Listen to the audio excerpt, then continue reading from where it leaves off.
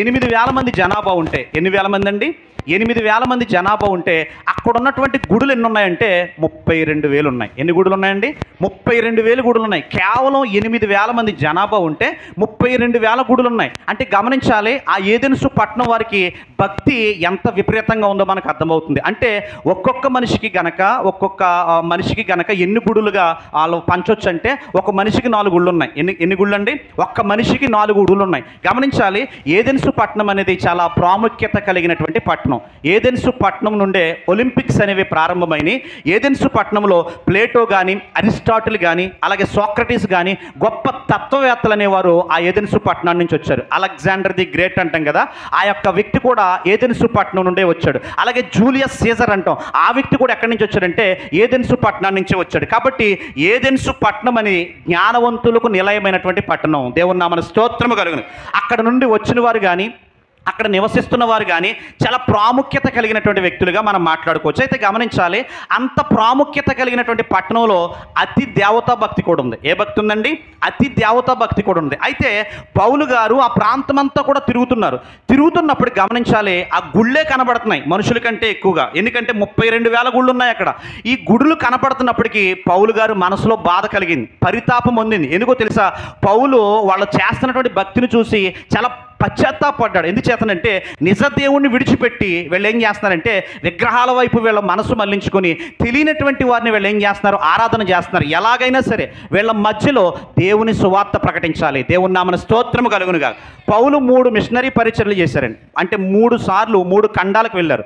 ఆ సమయంలో పౌలు గారు యేసుక్రీస్తు పుట్టినటువంటి కాలంలో 3 ఖండాలు ఉండేవి: ఆసియా, ఆఫ్రికా, ఐరోపా. ఈ 3 ఖండాల్లో కూడా పౌలు గారు చాలా విశేషంగా తిరిగి పరిచర్య చేశారు. అయితే గమనించాలి, పౌలు గారి యొక్క నినాదం ఒకటే: సువార్త ప్రకటించాల్సినటువంటి భారం నా మీద ఉంది. కాబట్టి ఏ ప్రాంతానికైనా, ఎంత క్లిష్ట పరిస్థితుల మధ్య అయినా, అది సముద్ర మార్గమా, అరణ్య మార్గమా, లేకపోతే అతను వెళుతున్నప్పుడు కష్టాలు వస్తాయా, ఆ మార్గంలో ఇబ్బందులు ఉంటాయా, ఇవి ఏమి పట్టించుకోకుండా దేవుని యొక్క ఆత్మ పౌలుని ఎంత దూరం అయితే నడిపిస్తుందో అంత దూరం వెళ్ళి తను కలిగి ఉన్నటువంటి సత్యాన్ని, తను తెలుసుకున్నటువంటి జ్ఞానాన్ని ప్రజల మధ్య సువార్త ప్రకటించేవాడు. చప్పట్లు కూడా దేవుని నామాన్ని సన్నుతించాడు. ఎందుచేతనంటే ఒకప్పుడు పౌలు కూడా అన్యుడే. ఎందుచేతనంటే ఎవరైతే దేవుని నమ్ముకున్నారో ఆ దేవుని నమ్ముకున్నటువంటి ప్రజల్ని చిత్రహింసలు పెట్టినటువంటి వ్యక్తి. ఎక్కడైనా ప్రార్థన జరుగుతుందనుకోండి, ఆ ప్రార్థన జరిగే చోటుకు వెళ్ళి, ఆ ఇంట్లోకి వెళ్ళి, ఆ ఇంట్లో ఉన్నటువంటి పెద్దలందరినీ కూడా లాక్కొచ్చి కొట్టి చంపించేసినటువంటి వ్యక్తి. అంత భయంకరమైనటువంటి సౌలు ఒకసారి దమస్కు మార్గం గుండా వెళ్తున్నాడు. అక్కడ కూడా ప్రార్థన జరుగుతుందన్న సమాచారం వచ్చింది.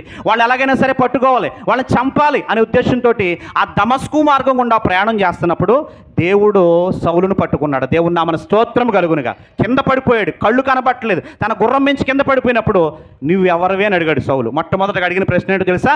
నీవెవరివి అని అడిగితే దేవుడు సమాధానం చెప్పాడు. ఏమని చెప్పాడు తెలుసా? నీవు హింసిస్తున్నటువంటి యేసును. దేవుని నామమున స్తోత్రం కలుగు. అక్కడ మాట పొందుకున్నటువంటి సౌలు తన జీవితాన్ని మార్చుకుని సువార్త కొరకు చచ్చిపోట కూడా సిద్ధపడ్డాడు. దేవుని నామమున స్తోత్రం కలుగుగా.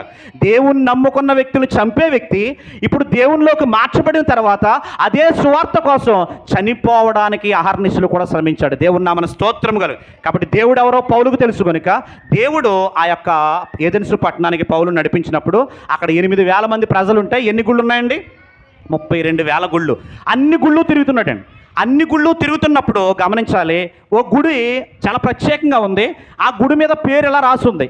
ఏం పేరు రాసుందంటే తెలియబడని దేవుడు. ఏంటంట? తెలియబడని దేవుడు అని రాస్తుంది. పౌలు గారు అక్కడ ఆగి పరిశీలనగా చూశాడు. అన్ని గుళ్ళ మీద పేర్లు ఉన్నాయి, పలానా తల్లి, పలానా దేవుడు అని ఉన్నాయి. కానీ ఈ గుడి దగ్గరకు వచ్చేసరికి ఏముందంటే చాలా విచిత్రంగా కనబడుతుంది, తెలియబడని దేవుడు అని కనబడుతుంది. అయితే గమనించాలి, పౌలు గారు ఆ విషయాన్ని చూసి నిజ దేవుని గురించి అక్కడ సంతల్లోనూ ఎక్కడైతే ప్రజలు గుమికూడి ఉంటారో ఆ గుమికూడి ఉన్న చోటల్లా పౌలు గారు దేవుని యొక్క సువార్తను ప్రకటించేవారని. ప్రకటిస్తున్నప్పుడు కొంతమంది అన్నారు, వీడెవడో వదరబోతు మన ప్రాంతంలోకి వచ్చి మనం నమ్ముతున్నటువంటి విశ్వాసాలు కాకుండా కొత్త బోధ వీడు చేస్తున్నాడు. కాబట్టి వీడిని అర్జెంట్గా ఎక్కడ తీసుకెళ్ళాలంటే అరియోపగు సభలోకి తీసుకెళ్ళాలి. ఏ సభలోకి అండి?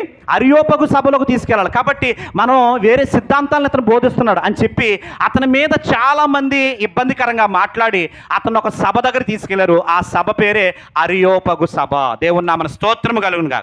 మన వాక్యానికి టైటిల్ కూడా అదే, అరియోపగు సభలో పౌలు గారు చేసిన ప్రసంగం. ఆ అరియోపగు సభ ఎలా ఉంటుందో అక్కడ పిక్చర్లో మీకు కనబడుతుంది క్లియర్గా. గమనించాలి, ఆ అరియోపగు సభలోకి ఇప్పుడు ఎవరిని తీసుకెళ్లారంటే పౌలు గారిని తీసుకెళ్లారు. సరిగ్గా పౌలు గారు వెళ్ళడానికి 200 సంవత్సరాల ముందు అరిస్టాటిల్ అనే గొప్ప తత్వవేత్త, జీవ పరిణామ సిద్ధాంతకర్త, ఆ అరిస్టాటిల్ ఏం చేశారో తెలుసా? అరియోపగు సభలోనే చంపేశారు. ఎందుచేతనంటే అరియోపగు సభలో ప్రసంగం చేయటం అంటే మామూలు విషయం కాదు, చాలా కష్టతరమైనది. ఎందుచేతనంటే అక్కడ 4 రకాల తెగలు ఉంటాయి. ఎన్ని రకాల తెగలండి? 4 రకాల తెగలు ఉంటాయి. ఆ 4 రకాల తెగల్లో ఎవరి మనోభావాలైనా దెబ్బతింటే వెంటనే ఆ పక్కనే గది ఉంటుంది, ఆ సభలో పక్కనే గది, ఆ గదిలో ద్రాక్షరసం ఉంటుంది. ఆ ద్రాక్షరసం ఏం చేస్తారో తెలుసా? తేలు విషం ఆ ద్రాక్షరసంలో కలిపి అది తీసుకొచ్చి ఏ వ్యక్తి అయితే మాట్లాడుతున్నాడో ఆ వ్యక్తి మాట్లాడడం ద్వారా వాళ్ళ మనోభావాలు దెబ్బతిన్నాయో ఆ వ్యక్తికి ఏం చేస్తారంటే ఈ తేలు ద్రాక్షరసం కలిపినటువంటి విషయాన్ని తాగిస్తారు. తాగించిన తర్వాత అతను అక్కడే ఆ విష ప్రభావం శరీరానికి లోనయ్యి అతను అక్కడే గిలగిలా కొట్టుకుని పడిపోయిన తర్వాత అతడు చనిపోయి నిర్ధారించుకున్న తర్వాత ఎవరికి వాళ్ళు గదుల్లో నుంచి ఏం చేస్తారంటే వెళ్ళిపోతారు. ఇది అక్కడ ఉన్నటువంటి పరిస్థితి. కాబట్టి అరియోపగు సభలో ప్రసంగం చేయటం అంటే మామూలు విషయం కాదు. చర్చిలో ప్రసంగం చేసినట్లుగా ఉండదు అక్కడ. ఎందుకంటే 4 రకాల తెగలు ఉన్నాయి. ఆ తెగల్ని ఒప్పించాలి. ఎవరి మనోభావాలైనా దెబ్బతింటే చాలా కష్టం. ఎందుచేతనంటే మన భారతదేశంలో కూడా అతి దేవతా భక్తి ఎక్కువ. అవునంటారు కాదంటారు చెప్పండి? చాలా భక్తి ఎక్కువ. ఎందుకంటే చూసిన ప్రతి దానిలో కూడా మనం ఏం చేస్తాం? దైవత్వాన్ని చూస్తాం. దేవుణ్ణి సృష్టించడం అంటే మన భారతదేశంలో చాలా తేలిక. మీ ఇంటి ముందు ఉన్నటువంటి వేప చెట్టు కానీ రాయి చెట్టుకు కానీ అదవుతుందండి, ఆ చెట్లను చూసినప్పుడు మీరు గమనించాలి. మీ ఇంట్లో ఉన్నటువంటి ఒక చీరన కానీ కట్టారనుకోండి, దానికి 1 సంవత్సరం తర్వాత అదేమవుతుందండి? దేవత అయిపోతుంది. మీరు దండం పెడతారు, పక్కింటి వాళ్ళు వచ్చి దండం పెడతారు, గ్రామ పంచాయతీ వచ్చి దండం పెట్టి దాన్ని ఏం చేస్తారో తెలుసా? గ్రామ దేవత అంటారు. తర్వాత మీ ఇంట్లో మిమ్మల్ని ఉన్నవారు తర్వాత ఏం చేస్తారంటే బయటికి తోలేస్తారు. అది పరిస్థితి. కాబట్టి ఘంటసాల వెంకటేశ్వర గారు పాట పాడారు, మనుషులు చేసిన దేవుళ్ళారా, దేవుడు చేసిన మనుషుల్లారా. దేవుడు అనేవాడు మనిషిని సృష్టించాలి. మనిషిని ఎవరైతే సృష్టించారో ఆయనే దేవుడు. దేవుని నామన స్తోత్రము గల. మనుషులు చేత సృష్టించబడిన వాడు దేవుడు కాదు. అది విషయం అన్నమాట. కాబట్టి అక్కడ 32,000 గుళ్ళు ఉన్నాయి. ఆ గుళ్ళులో ఉన్నటువంటి విషయాలను చూసినప్పుడు పౌలు బాధపడి ఇప్పుడు ఎక్కడ నిలబడ్డాడు తెలుసా? అరియోపగు సభలో నిలబడ్డాడు. ఎక్కడ నిలబడ్డాడండి? అరియోపగు సభలో నిలబడ్డాడు. అరియోపగు సభలో ఎన్ని తెగలు ఉంటాయని చెప్పానంటే 4 తెగలు ఉంటాయి. ఎన్ని తెగలండి? 4 తెగలు. మొట్టమొదటగా ఉన్నటువంటి తెగ ఎవరంటే ఎపిక్యూరియన్లు. అందరూ చెప్పండి మాట. ఎపిక్యూరియన్లు చెప్పండి, వెనకాల వాళ్ళు కూడా.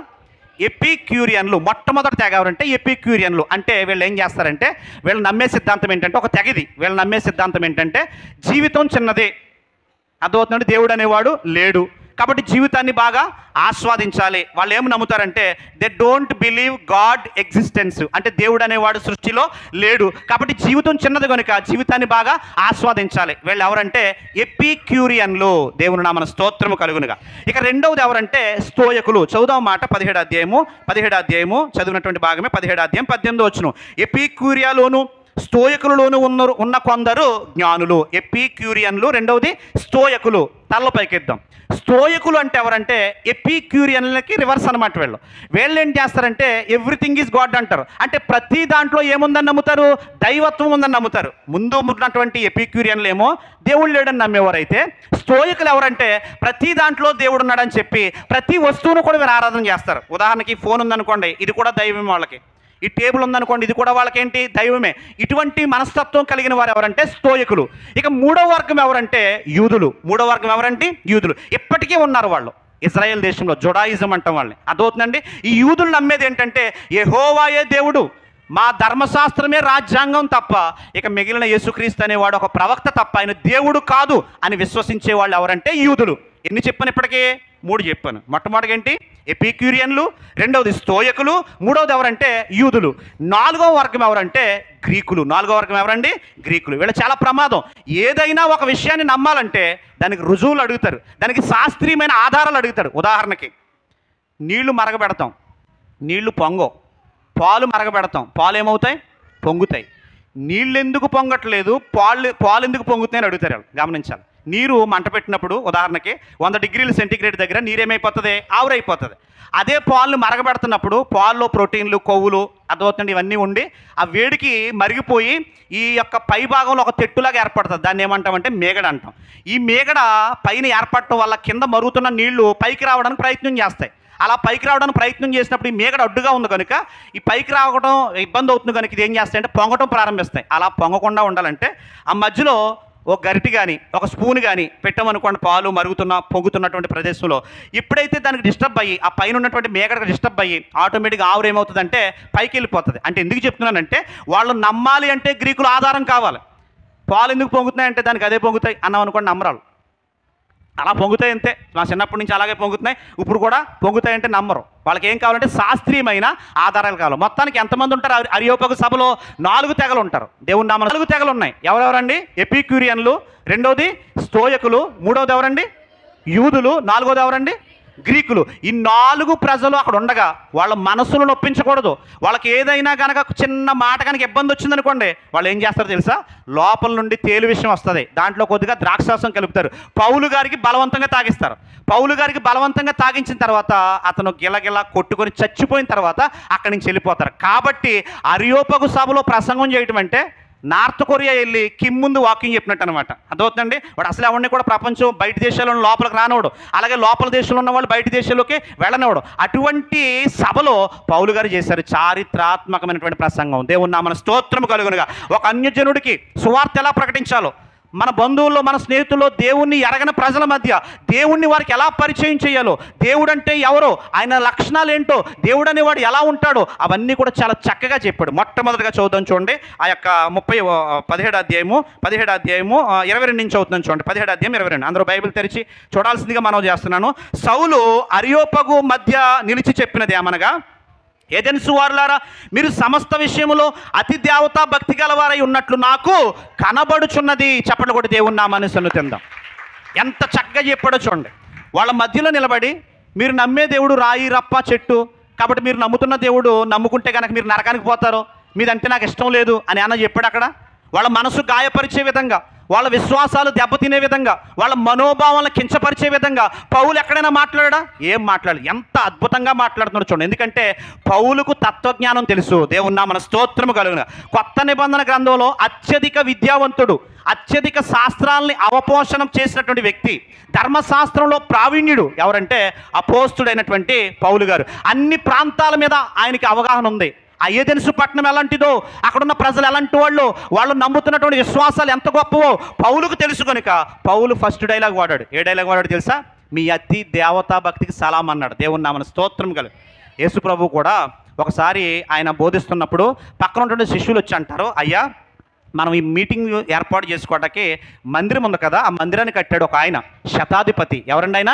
శతాధిపతి. కాబట్టి ఆయన ఒక్కసారి ఈ ప్రాంతం వస్తే ఆయన ఇంటికి మిమ్మల్ని తీసుకొని రమ్మని మాకు చెప్పాడండి అని చెప్తే యేసుక్రీస్తు అంటాడు, అయ్యో మన కోసం ఇంత మందిరాన్ని కట్టాడు కదా, తప్పకుండా ఆయన ఇంటికి వెళ్దాం అని చెప్పినప్పుడు, ఎందుకు వెళ్ళాలి ఆయన ఇంటికి అని అడుగుతాడు యేసుప్రభు. అయితే ఆయన ఇంట్లో ఒక అతను రోగి అయి ఉన్నాడు, మంచాన్ని పట్టేసి ఉన్నాడు. కాబట్టి అతను కొరకు ప్రార్థన చేస్తే అతను స్వస్థపరచబడతాడని ఆ శతాధిపతి నమ్మకం అన్న వెంటనే గమనించాలి.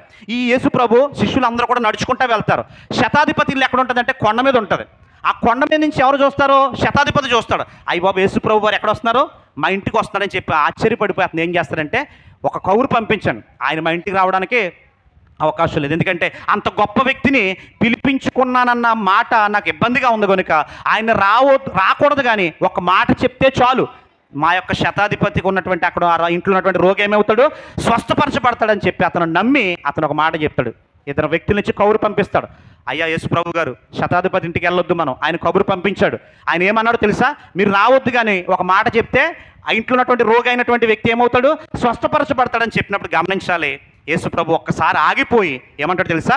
యూదుల్లో కానీ ఇజ్రాయేల్లో కానీ ఇంత విశ్వాసం నేను చూడలేదు. చప్పట్లు కూడా దేవుని నామాన్ని సన్నిధి. ఎంత అద్భుతంగా అన్నాడు చూడండి. ఆశ్చర్యకరుడైనటువంటి దేవుడు ఆగిపోయి ఆ విశ్వాసాన్ని చూసి ఆశ్చర్యపోయాడు. చాలామంది చూడండి, హైందవ సోదరులు చాలా భక్తి చేస్తారు. చాలామంది నిజంగా వాళ్ళని చూసి కొన్ని సందర్భాల్లో సిగ్గుపడాలి మనం. వాస్తవం ఏంటంటే ఏదైనా వ్రతం కానీ ఏదైనా అక్కడ పూజ కానీ ఆ కార్యక్రమాలు పంతులు గారు చెప్పిన వెంటనే అక్కడ వెళ్ళి కూర్చుంటారు. మళ్ళీ అది అయ్యే వరకు వాళ్ళు లేవరండి. ఎమ్మెల్యే వచ్చినా, ఎంపీ గారు వచ్చినా, ఇంకా పెద్ద ఆఫీసర్ ఎవడు వచ్చినా అక్కడ పూజలో కూర్చొని అది అయిపోయిన తర్వాత లేస్తారు తప్ప మధ్యలో మాత్రం లేవరు. మనం గుళ్ళోకి వచ్చినప్పుడు చూడండి ఎన్ని పొజిషన్లో కూర్చుంటాము, ఎవరు ఇష్టం వచ్చినట్టు వాళ్ళు కూర్చుంటాం మనం. కానీ నిజానికి ఆలోచన చేయండి, ఎందుకంటే కొన్ని విషయాల్లో వాళ్ళ భక్తి చాలా అద్భుతంగా ఉంటుందనే వాస్తవాన్ని గమనించాలి. యేసుప్రభు వారు కనాను అనే ఒక ప్రాంతానికి వెళ్తే ఆ ప్రాంతంలోకి ఒక స్త్రీ వచ్చింది. అయ్యా నా కుమార్తె దెయ్యం పట్టి ఉంది, కాబట్టి మీరు స్వస్థపరచాలి, మా ఇంటికి రావయ్యా అని అడిగిన వెంటనే యేసుప్రభు ఏమంటాడు తెలుసా? నేను ఇశ్రాయేలు కొరకు వచ్చాను కానీ మీ కొరకు నేను రాలేదన్న వెంటనే ఆమె అంటది, అయ్యా నేను నీ బల్ల దగ్గర రొట్టె ముక్కలు తినే కుక్క పిల్ల లాంటిదాన్ని, కాబట్టి దయతో మా ఇంటికి రావయ్యా అన్న వెంటనే అంటాడు, అమ్మా నీ విశ్వాసము గొప్పది. చెప్పండి కూడా దేవుని నా మనసు. ఇంతకీ యేసు ప్రభు ఇద్దరిని విశ్వాసం గొప్పదని చెప్పాడు కదా, వీళ్ళిద్దరూ క్రైస్తవులు కదండి, వీళ్ళిద్దరు ఎవరో తెలుసా? అన్యులు. కాబట్టి గమనించాలి, అరియోపగు సభలో మధ్యలో నిలబడి ఆ 4 తెగల మధ్య ధైర్యంగా పౌలు అన్న మాట ఏంటో తెలుసా? మీ విశ్వాసం చాలా గొప్పది. దేవుని నామన స్తోత్రం కలి. ఎంత అద్భుతంగా ఉందో చూడన్నమాట. ఎప్పుడైతే అవతల వ్యక్తిని కించపరిచే విధంగా మాట్లాడి తర్వాత దేవుని సువార్త చెప్తామన్నా వాళ్ళు ఆలకించరండి. ముందు నువ్వు వాళ్ళ మనసు బాధ పెట్టి ఎంత గొప్ప మాటలు చెప్పినా వాళ్ళు హృదయపూర్వకంగా వాటిని అంగీకరించరు. కానీ పౌలు ఎంత సాఫ్ట్గా వెళ్తున్నాడో చూడండి. అలాగే అక్కడక్కడ ఫంక్షన్లో కానీ అక్కడక్కడ కార్యక్రమాల్లో కానీ చాలామంది హైందవ సోదరులు కనబడుతున్నప్పుడు మనం ఇదే రీతిలో మాట్లాడాలి. దేవుని నామన స్తోత్రము కలుగునుగా. చాలామంది తెలియక అన్యజనులను దేవునికి దూరం చేస్తున్నారండి. తెలియక వాళ్ళతో మనం సాంగత్యం చేయకూడదు, వాళ్ళతో మనం కలిసి ఉండకూడదు, వాళ్ళతో మనం మాట్లాడకూడదు, వాళ్ళ కార్యక్రమాలకు మనం వెళ్ళకూడదు అని చెప్పి ఏం చేస్తారంటే అర్థం కాకుండా చాలామంది బిడ్డలు మనకి దేవుళ్ళలోకి రానివ్వకుండా దూరం చేస్తున్నారు. అయితే గమనించాలి, పౌలు వాళ్ళ మధ్యలో నిలబడి అన్న మాట ఏంటో తెలుసా? మీ దేవతా భక్తి నాకు బాగా నచ్చింది. అయితే గమనించాలి, కిందకి వెళ్దామండి, కిందకి వెళ్దాం. ఇది 18వ అధ్యాయమే, కిందకి వెళ్దాం. 17వ అధ్యాయం కిందకి వెళ్దాం. 23 నేను సంచరించుచు మీ దేవతా ప్రతిమలను చూచుండగా ఒక బలిపీఠం నాకు కనబడిను, దాని మీద తెలియబడని దేవునికని వ్రాయబడి ఉన్నది. కాబట్టి మీకు తెలియక దేని యందు భయభక్తులు కలిగి ఉన్నారో దానినే మీకు నేను ప్రచురించి చేస్తున్నాను. దేవుని నామన స్తోత్రం కలు. ఫస్ట్ మాట ఏమన్నాడండి? బయట ఉన్న వాళ్ళు చెప్పాలి. ఫస్ట్ మాట ఏమన్నాడు? మీ దేవతా భక్తి నచ్చింది. దేవుని నామన స్తోత్రం కలు. బయట వాళ్ళు చెప్పండి కొంచెం గట్టిగా, మీ దేవతా భక్తి నచ్చింది. రెండో మాట ఏమన్నా తెలుసా? మీరు గుడి మీద ఒక మాట రాశారు. ఆ మాట ఏంటో తెలుసా? తెలియబడని దేవుడు అని చెప్పన్నారు. ఆ తెలియబడని దేవుడు ఎవరో నాకు తెలుసు అన్నాడు. దేవుని నామన స్తోత్రం కలు. ఇంతకీ ఎందుకు రాశారు తెలియబడని దేవుడు అని చెప్పి వాళ్ళని అడిగితే వాళ్ళు చెప్పింది ఏంటంటే, అయ్యా మా ఏదెన్సు పట్టణంలో 32,000 గుళ్ళు ఉన్నాయి. అయితే ప్రతి ఏటా ఉదాహరణకి ఈ నెల అనుకుందాం, అక్టోబర్ నెలలో తెగులు వస్తుంది. ఆ తెగులు వస్తడం వల్ల మా వాళ్ళు చాలామంది చనిపోతున్నారు. అయితే మేము పెద్దల దగ్గరికి వెళ్ళాం. ఇక్కడ రాయబడినటువంటి మాట కవీశ్వరులు వాళ్ళ పేర్లు ఏంటంటే ఎఫిడిమిస్, అరాటిడ్. వీళ్ళిద్దరు కూడా పెద్దోళ్ళు, ఆ గ్రామంలో ఉన్నటువంటి పెద్దోళ్ళు. వాళ్ళ దగ్గరికి వెళ్తే వాళ్ళు చెప్పింది ఏంటంటే, ఒరే 32,000 గుళ్ళు మనం కట్టాం, అయితే ఏదో దేవుడు గుడి కట్టడం మనం ఏం చేయం? మర్చిపోయాం. ఏదో దేవుడికి గుడి కట్టడం మనం ఏం చేసాం? మర్చిపోయాం. కనుక ఈసారి మనం ఏం చేద్దామంటే గుడి కట్టి ఆ గుడి మీద ఏం రాద్దాం? పేరు తెలియబడని దేవుడు అని రాద్దాం. అప్పుడు ప్రతి ఏటా కూడా తెగులు పంపిస్తున్నాడు కదా దేవుడు. ఆ దేవుడు ఎన్ని తిరిగినప్పటికీ ఆ దేవుని యొక్క గుడి అక్కడ కనపడింది అనుకోండి, ఓహో మా వాళ్ళు తెలియక, నా పేరేంటో తెలియక నా భక్తులు ఏం చేశారు? తెలియబడనని దేవుడు అని రాశాడు. ఆ గుడిని చూసి మన మీదకి రాబోతున్నటువంటి తెగుళ్ళు ఆపి ఆ దేవుడు శాంతింపజేస్తాడని చెప్పి ఆ పెద్దలు ఏం చేశారంటే ఆ యొక్క తెలియబడని దేవుడు అని రాశారు. అయితే ఇప్పుడు పౌలు ఏమన్నాడు తెలుసా? రెండో మాటగా నేను మీకు ఆ తెలియబడని దేవుడు ఎవరో చెప్తా అంటున్నాడు. దేవుని నామన స్తోత్రము కలుగును. ఎంత అద్భుతంగా మాట్లాడుతున్నాడు చూడండి. మొట్టమొదటి మాట ఏమన్నాడు? మీ దేవతా భక్తి బాగుందన్నాడు. రెండో మాట ఏమన్నాడు తెలుసా? మీరు కట్టిన గుళ్ళోనే ఓ గుడి చూసా, తెలియబడని దేవుడు అని రాసింది.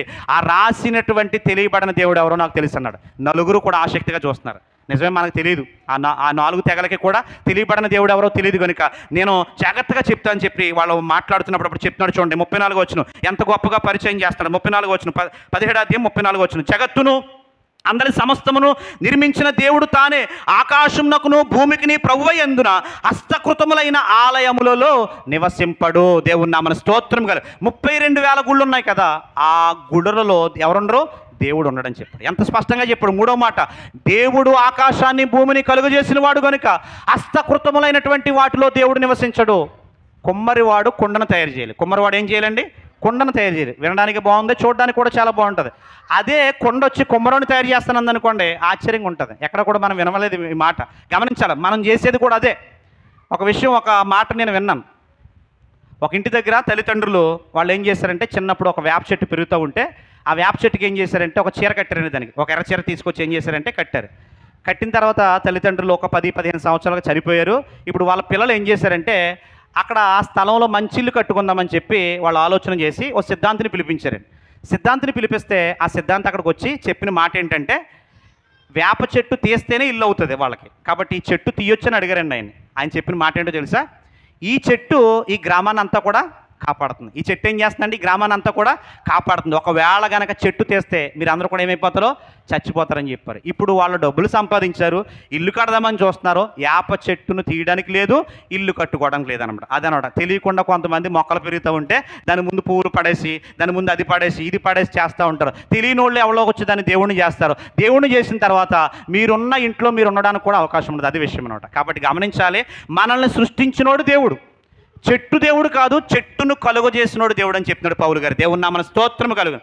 ఈ సృష్టి దేవుడు కాదు, సృష్టిని కలిగించిన వాడు దేవుడు అని చెప్తున్నాడు. జగత్తును అందరి సమస్తాన్ని కలిగించిన దేవుడే ఆ తెలియబడినటువంటి దేవుడు అని చెప్తున్నాడు. చూడండి 25వ వచనం, ఆయన అందరికీ జీవమును ఊపిరిని సమస్తమును దయచేవాడు గనుక తనకు ఏదైనా కొదువై ఉన్నట్లు మనుషుల చేతులతో సేవింపబడువాడు కాడు. ఎంత చక్కగా చెప్పాడు చూడండి. ఆయన అందరికీ దేవుడై ఉన్నాడు, ఆయనలో జీవం ఉంది.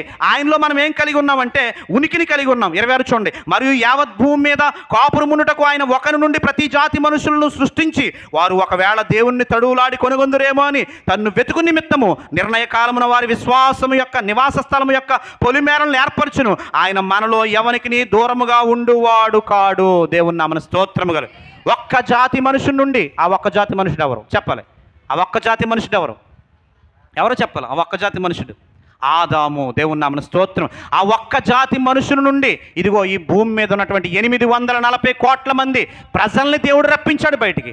ఆయనే ఆకాశాన్ని కలుగజేశాడు, ఆయనే భూమిని నిర్మించాడు. ఈ భూమిలో ఉన్నటువంటి సృష్టిని కలుగజేసింది ఆయన. కాబట్టి సృష్టిని మీరు పూజించొద్దు, సృష్టికి మీరు ఆరాధకులుగా ఉండొద్దు.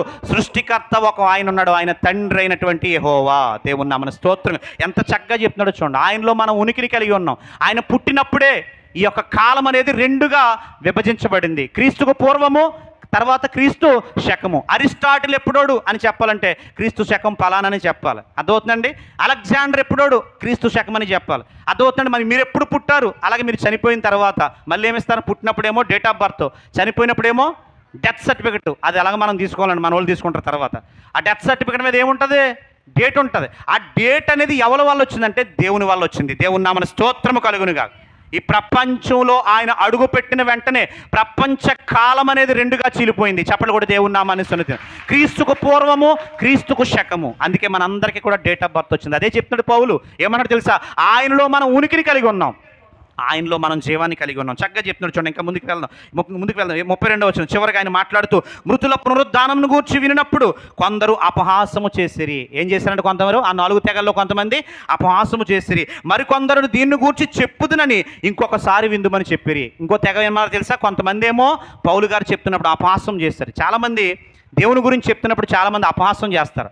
అపహాసము చేసినా సరే వాళ్ళకి సువార్త ప్రకటించే వారిగా మనం ఉండాలి. ఎందుకో తెలుసా? పౌలు గారే చెప్పారు ఒక మాట, హేతు అడుగు ప్రతివానికి సాత్వికంతో మీరేం చేయండి? సమాధానం చెప్పండి. ఏ కారణాన్ని బట్టి మీరు దేవుణ్ణి నమ్ముకున్నారు అని మిమ్మల్ని అడిగితే, మీకు దేవుడు ఎవరో తెలిస్తే కనుక ఆ కారణం ఏంటో మీరు చెప్పాలి. దేవుని నామమున స్తోత్రము కలుగు. ప్రశ్న అడిగిన వెంటనే అవతల వ్యక్తి కోప్పడుతున్నాడు అనుకోండి, వాడి దగ్గర ఏం లేనట్టు? జవాబు లేనట్టు. ప్రశ్న అడిగిన వెంటనే అవతల వ్యక్తి కోప్పడుతున్నాడు అనుకోండి, అతని దగ్గర ఏం లేనట్టు? జవాబు లేనట్టు. గమనించాలి, పౌలు గారిని వాళ్ళు ఎన్ని ప్రశ్నలు వేసినా అతను సాత్వికంతో సమాధానం చెప్పాడు. దేవుని నామమున స్తోత్రముగా. ఎందుచేతనంటే ఈ మధ్యకాలంలో మనం జరుగుతున్నటువంటి పరిణామం చూడండి ఎంత భయానకంగా ఉన్నాయో. నువ్వు గొప్ప అంటే నువ్వు గొప్ప, నేను చెప్పేది సత్యం అంటే నేను చెప్పేది సత్యం అని చెప్పి గొడవలు పడుతున్నారు. కానీ వాస్తవాలు మీరు గమనించండి, వ్యక్తులు గొప్ప కాదు, కానీ బైబిల్ ఒక్కటే ప్రామాణికం. చెప్పండి కూడా దేవుని నా మనసు. బైబిల్లో ఏం చెప్పాడో దేవుడు, బైబిల్లో ఏం రాయించాడో దేవుడు, దాన్నే మనం పాటించాలి. వ్యక్తులు మీరు చూడొద్దు. వ్యక్తులను కనుక మీరు పాటిస్తే కనుక, ఆ వ్యక్తులను కనుక ఫాలో అయితే కనుక ఖచ్చితంగా మనం ఇబ్బంది పడే పరిస్థితి ఉంది. కానీ ఇక్కడ పౌలు గారు చెప్తున్నటువంటి మాట ఏంటో తెలుసా? ఆయన చెప్తున్నప్పుడు కొంతమంది అపహాసం చేశారంట, కొంతమంది ఏమన్నారంట, ఇంకొకసారి వింటాంలే ఇప్పుడు వద్దులే అని చెప్పి కొంతమంది అంటే, కొంతమంది ఏం చేశారో చూద్దాం. 33వ వచనం, అలాగుండగా పౌలు వారి మధ్య నుండి వెళ్ళిపోయాను. దేవుని నామమున స్తోత్రంగా. వెళ్ళడానికి అవకాశం ఇచ్చారంటే అర్థం ఏంటో తెలుసా?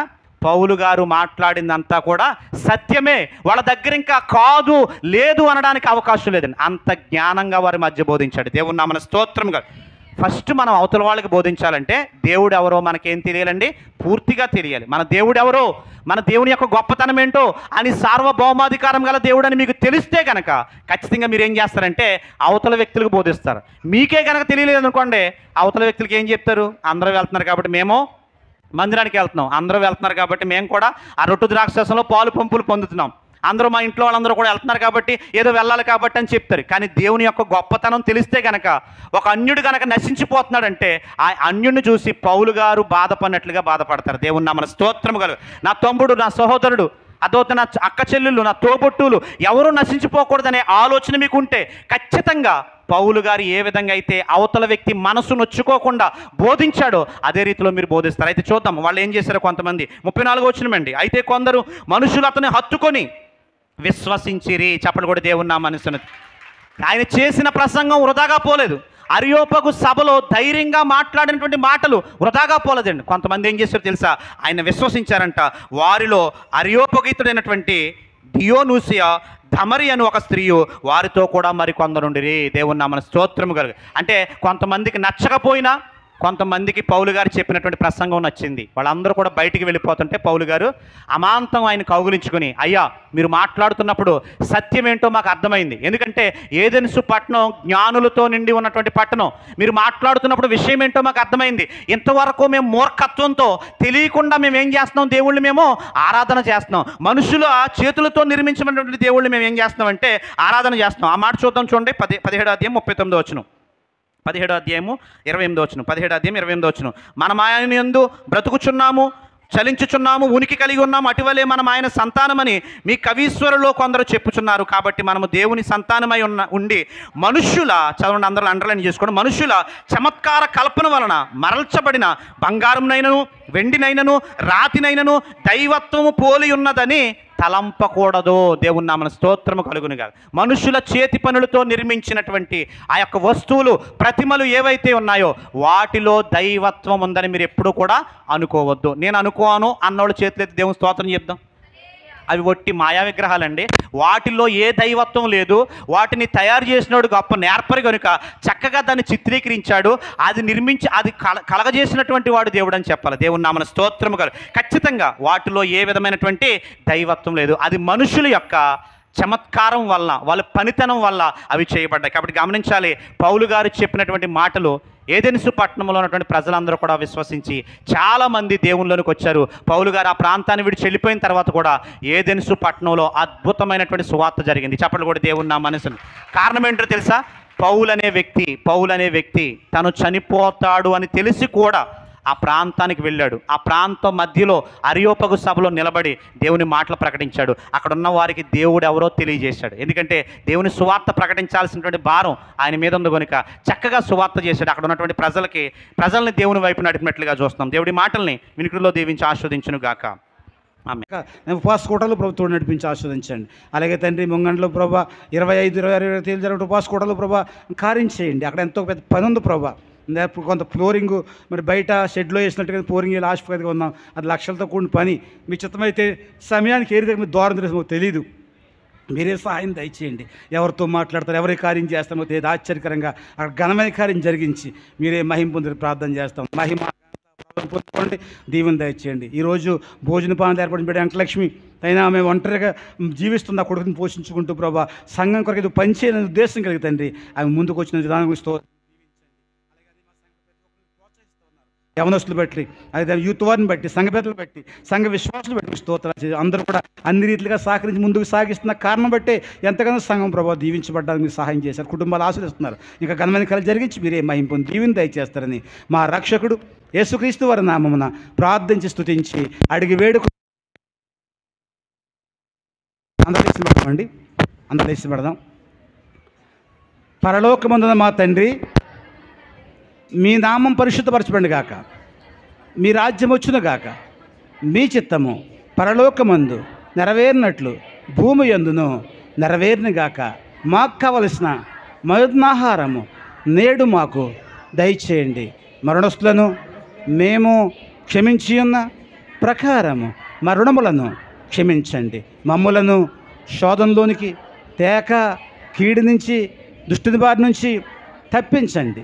రాజ్యం, శక్తి, మహిమ నిరంతరము నీవై ఉన్నావు తండ్రి. Amen, amen, amen. మన పరమ తండ్రి యెహోవా దేవుని ప్రేమ, కుమారుడు యేసుక్రీస్తు వారి కృప, పరిశుద్ధాత్మ యొక్క అన్యోన్య సావాసం, సమాధానం